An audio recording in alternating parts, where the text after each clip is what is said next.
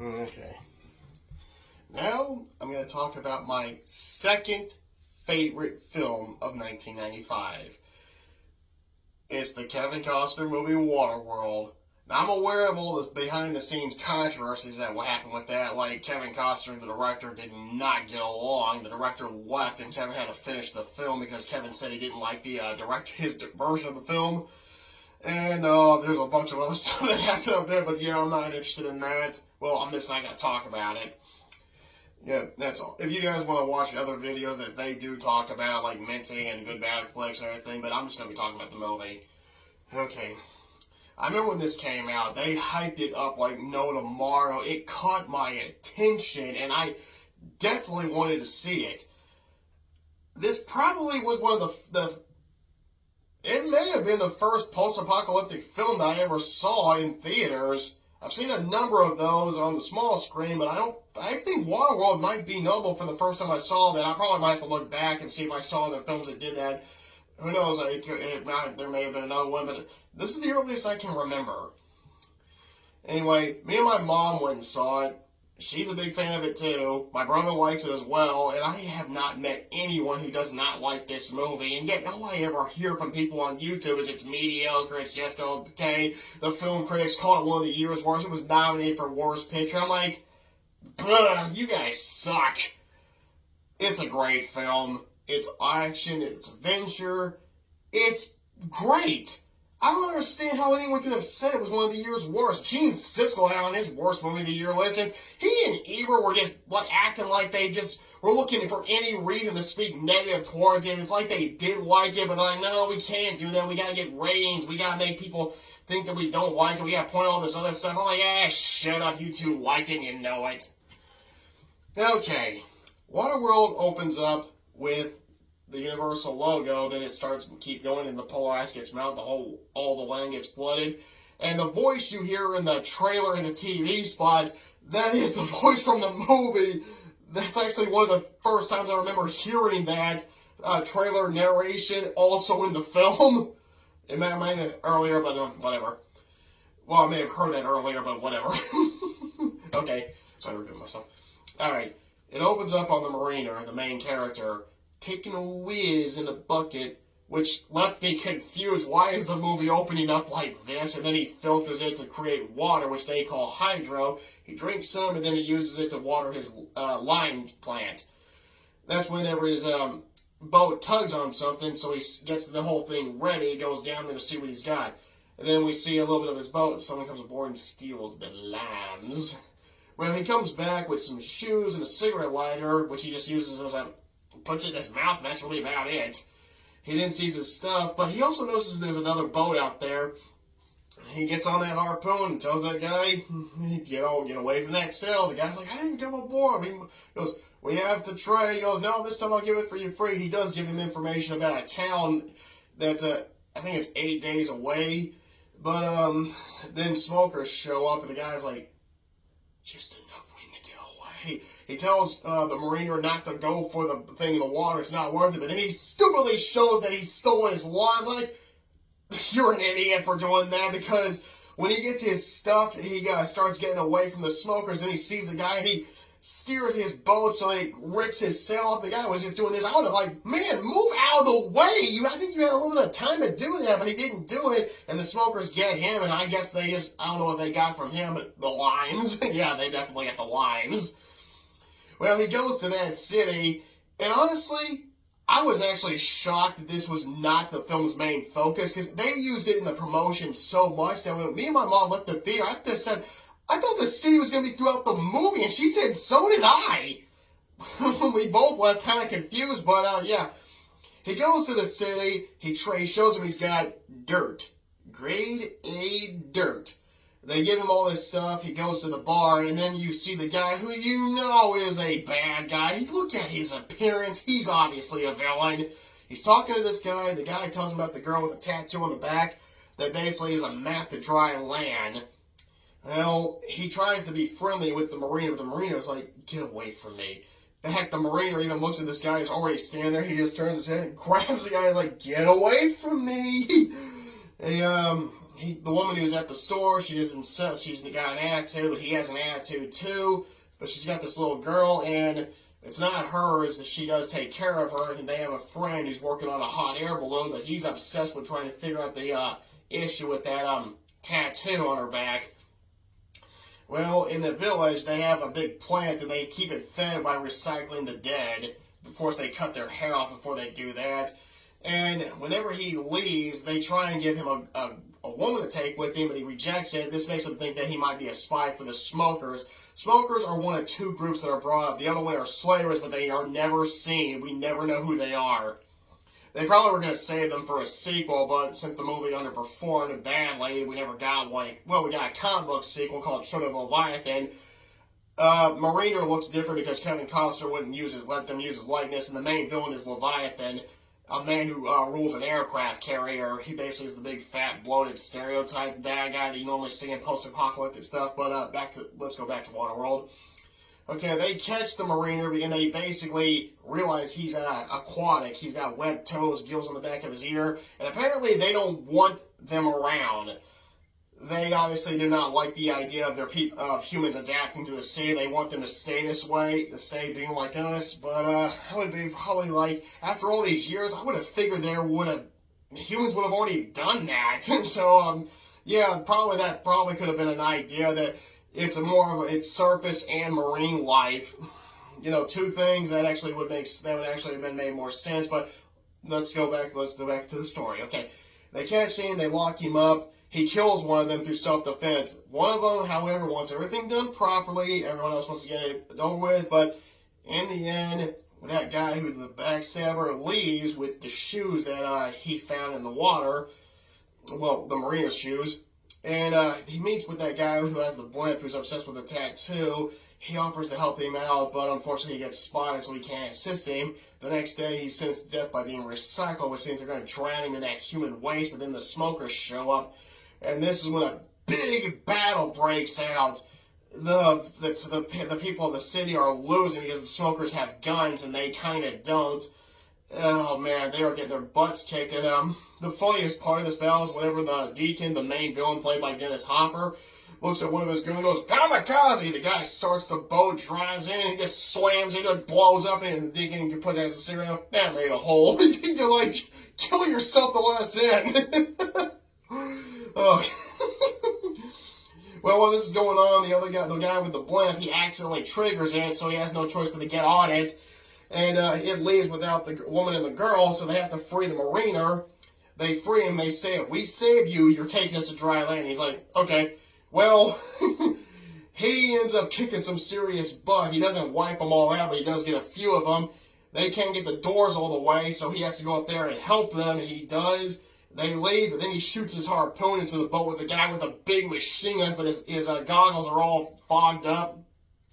He can't hear them, and yet when he harpoons them, he's steering them into the deacon's boat. But the thing is, the guy who's driving the boat that they're on, he can see what's going on, but for some reason he likes to stay right there and not get up where he's going and shaking the guy to get him to stop. Instead, he just tries yelling at him, and that's it. And that guy ends up blowing the deacon's boat up. And then after that, the deacon gets his signature look with the missing eye.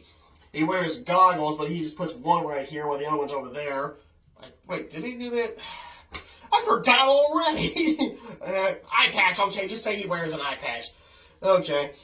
Well, they get two guys, and rule is, first one that talks gets to live. The loser secretly gets to die, too. They just never tell anyone that. Deacon shoots one, says, "You won." They let them know about the girls aboard that boat. And then he's getting ready to shoot. He goes, "You say you wouldn't kill me? Did I say that?" So he gives it to that spy that was talking to the Mariner, and that he shoots him. And he does the traditional way. He takes the eye patch off. We're going to have to keep an eye out for that. He's missing an eye. And when the Mariner's leaving, the Mariner tells them it's 12 days to dry land. He also thinks it's a good idea to kill the girl because they're not going to have much to drink. But she offers her body, but he rejects it, and he's got an attitude towards them. Well, eventually, the girl gets on his nerves. She's drawn on his boat. He doesn't like that. She talks to him, but he doesn't want to talk to her. He gets mad. He throws her off the boat. she can't swim, so the woman basically jumps in there, and he gets annoyed at himself, so he turns around, picks them up, and then that's when the plane shows up. Now before this, it does show the smoker's hideout, which is a big oil ship, and they got a guy on the bottom who's all skinny and pale. He lets them know they only got about 4 feet of black stuff left, which is the oil. Smokers are calling it because they are limited. They got all these cigarettes. They're always smoking, and yet they always look good. Look at Dennis Hopper. I'm like, okay, Dennis Hopper, I understand you are missing an eye, but you look way too healthy for a guy in this area and smoking like crazy. They're always smoking, and I'm like, shouldn't these guys have lung cancer or something? Be all ruined looking? They don't. Well, they also have access to food and vodka, and they have a car in there, and it has no rubber on the tires, but they only use it to get to places a little bit faster. And before that, there's this joke where he's getting this glass eye. He looks at everybody, it looks terrible, they all say it's okay, but then one of them says it looks like the S word. He gets annoyed by that, so he smiles, he looks at you, and he lowers the mirror, and he reveals that it does look like the S word. And then eventually someone comes to him, when that pale guy, where the black oil is, where the oil is, I don't know. Okay, when he turns it, he just pops right out and rolls towards them. And he basically suspends everything to divert stuff to get to the girl. When the pilot attacks them, he gets underneath the boats to get the weapon and everything. She sees the harpoon. She shoots the gunner, but unfortunately the cable is now stuck to the airplane, and the airplane is constantly circling, and it rips the harpoon gun right off. He has to go up there and try and cut it, and the pilot of the airplane is actually Jack Black, and this is what introduced me to him, but I didn't even know he was in this movie until a number of years later when they kept saying he was in the Cable Guy in Waterworld. I'm like, well, I remember him in the Cable Guy, but when was he in Waterworld? It wasn't until I looked the movie up on Wikipedia and it said pilot. Oh, he's the pilot! I didn't even recognize him. Oh, goodness. Well, after he the pilot shoots the cord, which causes the boat to go like that, and the marina goes flying out. It lands in the water, comes up, slams the woman on the down, cuts her hair off, and well, the next thing is when they meet that drifter who basically is willing to trade paper for the two girls. This is probably my least favorite part in the movie. It does kind of feel like it goes on longer than it needs to. Mariner does accept the offer, but he ends up changing his mind. They get into a knife fight that you only hear, you don't get to see. The guy comes up, making him look doing that joke where you think that he won until he turns around, he's got that bloody back, and then he falls down dead. Mariner takes his necklace, takes some other stuff, and then kicks him over the side. After that, he grabs the girl and the woman's fishing rod. No, this will never catch anything. It's useless. Then he, okay, when I first saw this, I was confused of what he was doing. He goes, rigs this thing, gets this double shot harpoon, gets on a wire and starts doing this as he's floating, keeps switching back and forth. When I first saw this, I'm like, what is he doing? And then the big fish shows up and chomps down on him. That actually freaked me out when I first saw it, despite the fact that the creature's a big fake CGI looking fish, but he caught me off guard mainly because I was still confused on what was going on. And he's using himself as live bait. He kills the thing, and then he's now feeding him. He's like happy. He even eats an eyeball. My eyeball-y. Okay. Next is whenever they go into another trap, and they find this place. It's run by these people that have their own language. They're constantly doing this, doing that. But when he notices some stuff in the water, he then gets on a periscope for the blow, and he sees smokers are hiding under the water. That's when he realizes it's a trap. As soon as he turns around, he realizes the guys are all dead. They're just doing it on strings. Okay, he sends the jet ski guys to go get them with a big net. They do this cool stunt where they get on one side, he leans out, it causes the thing to go like this to get over the net. Then they do the other side, and then he shoots a giant kite. I guess I'm just gonna call it a kite. Pardon me. Okay.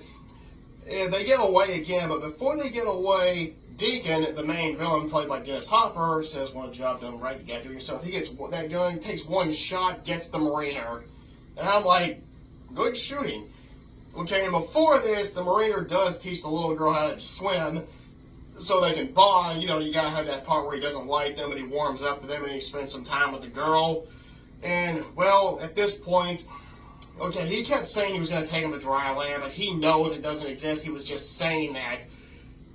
Now he's getting on their case about it doesn't exist. But then she starts getting on his case, and he says, "I've sailed further than others have dreamed." And then she starts asking about the boat, his boat, things on his boat.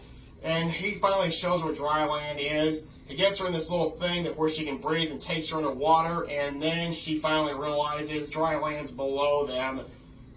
And there is no dry land. It's just all, the world's flooded, so everything that she wanted was always down there. He even picks up the sand and shows it to her, letting her know that's where he gets the sand. Well, while this is going on, the little girl's still in the boat, but then she sees some shark fins, but it's really the soap smokers in disguise. And whenever they get back on board, they've already showed up, and now they're on his boat. And but of course the girl was already hidden. And then they do the old, one of he was going to talk, when no one talked, he goes, "What happens if no one's talking? This never happened before." But whenever he basically bluffs the little girl by shooting, she screams out and comes out of hiding. They snatch her. The Mariner and the woman jump overboard. Yes, I'm just going to keep calling her woman because unfortunately her name has escaped me, okay? Well, the character's name. Well, he holds her underwater, but he's not kissing her, he's just giving her air. So that way she can stay underwater and breathe. And when they surface, his boat is destroyed, but she's disappointed about there no being dry land. But he then starts looking at stuff that he has, paper like National Geographic and a map, and he looks at this drawing of hers, and he notices it says Paradise Lost on National Geographic, and the drawings of the trees match what's on there, letting him know that she's obviously seen that before, because the whole issue is that she is from dry land, and that's why how that map is there to tell others how to get there. Why would they send their daughter? I don't know. Go up there yourselves. Okay. Well, they get rescued by the guy with the blimp. He finally returns. They go and form. They say they're now trying a new city with the survivors of that bigger city. Mariner just gets in a wave runner. He now is aware where the oil tanker is. Where the oil tanker, I'm just gonna call it that. If that's true, let me know. Okay. He goes out there to take the smokers on their headquarters. Now the Deacon now has it. He tries bribing and being friends with the girl, but it doesn't work. He then decides to just go ahead and lie to his crew that he has found because they've been getting on his case about where's the dry land you've been promising us, because they've been working for him non-stop, and well, he hasn't had anything to go on, so he just lies to them to get them to start rowing, and he's hoping that will just give him some time until they can figure out what that map says, and they're actually planning on cutting it off and stretching it out so they can understand it better, which freaks her out. Well, his right-hand man, the spy, is watching her when the Marina shows up. First, he basically eavesdrops on the speech. He gets down and sees two guys seeing where the raid runner is, where he is. He dives under, grabs them, drowns both of them. I'm like, instead of just trying to get back to the surface, why don't you go down there and try and fight and break free? But they don't do that because they're idiots. And, well, you think that's dumb? Whenever the Mariner comes aboard, that guy thinks he's there's this guy that's on this ramp that he's supposed to go up. He goes, "Bring it in slow. Bring it in slow." I said slow. I'm like, dude, get out of the way. Why are you even standing right in front of it to begin with? You can do it over here and do this. And when he hits him, he slams into the thing. And there's these guys over here and they don't do anything. So I don't know if they got killed or what. Marina takes out a number of guys while the girl is talking to the spy guy and all this stuff. And every time she's saying something, it shows a cut to him taking out one of the guys. It's silly. It's that cliche. But, oh, goodness. Okay. Whenever Marina finally gets where the guy was making the speech, Deacon, and he bluffs. He pulls out a flare. He goes to the drop where the oil is.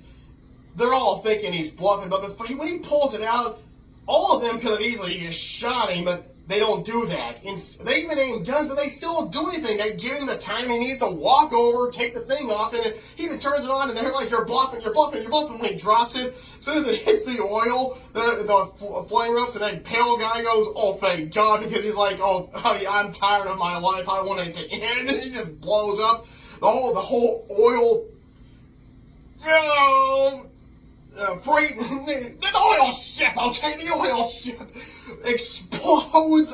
There's fire going out everywhere, and I'm assuming that all the smokers were killed off by the explosion, because whenever he's going after, trying to get up there, there's only a limited number of them now. I'm pretty sure the director's cut probably has more of the issue with them. I doubt they jumped overboard. But the spy's in that car. He's got someone with him. Mariner shoots that one. He crashes, and when the Mariner gets to where they were making that speech, that's when the spy shows up, smiling. He takes aim, and then he pulls the trigger, and the gun just clicks. The Mariner just looks at him, takes aim, and blasts him. Yeah, it's that old cliche.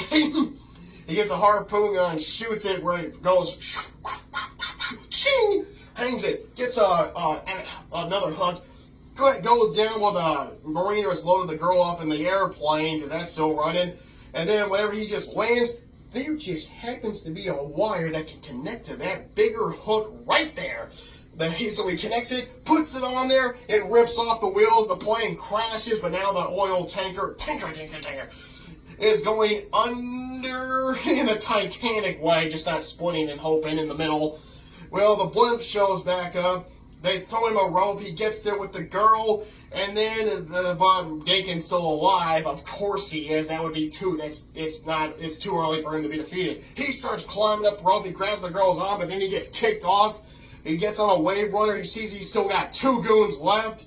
And he takes that pistol and does his traditional aim fire. He hits a rope, which causes the blimp to go like this, making the girl fall off. He tells his two guys to go like this.